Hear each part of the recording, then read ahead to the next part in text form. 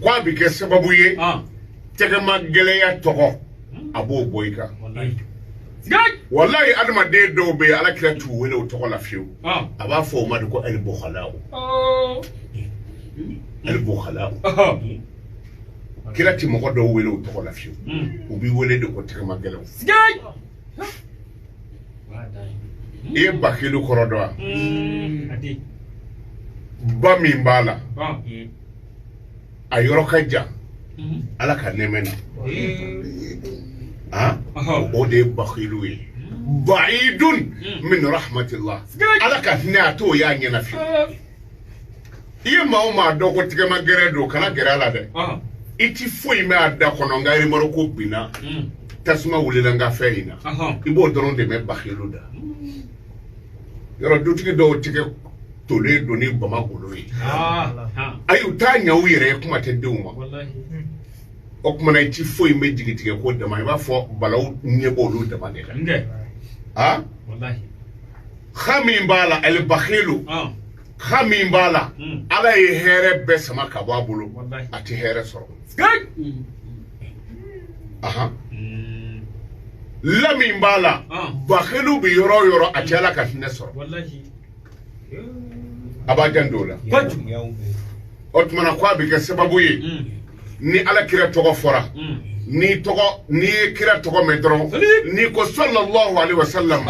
ala kira ba foketi bakhilu makro de yoy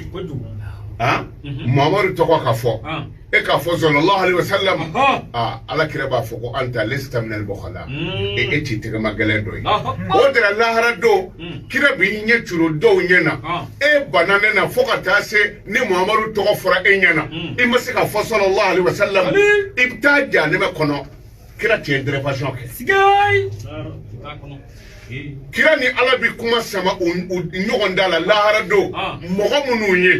munu bi soli ke kira ka olu ya che bawdi na ma fiye ngo Aisha tay ala kira yin nga dodo ako Muhammadu e kadne ko jugu ako eske eni ne bina keta lahara sigay kira kwa ma kwa angelita Aisha neto jalatike wallahi nga mogo mi nga soli ka cha onine kunbita wallahi ko jugu mana ni kira togo fora ni ko sallallahu alaihi wasallam e togo bi bo bakhilula o dama tede kira togo mana fodro e bolo fulani aketa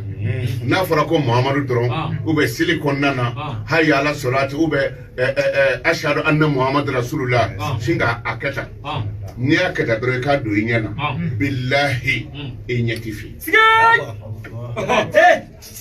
o nyekele fana bi da kira ka lahara de terima famodi defu damba kasoy nga anyeta mbolo chokola de anyetola danugo yere fana anyeta la koy ni anyere de maka koya ube neti ba ka de okmana anyebala terima famodi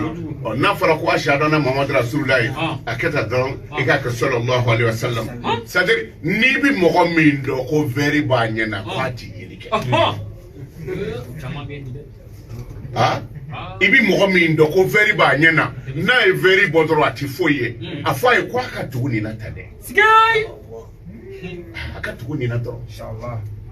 nye pli bi charger nona ibi very bla wallahi c'est terre tellement famodi dem sene do ka jelatike banati nye ko wallahi idandoni na ala kalima na dama ya rabbi abe mununa ala ka furaka amin na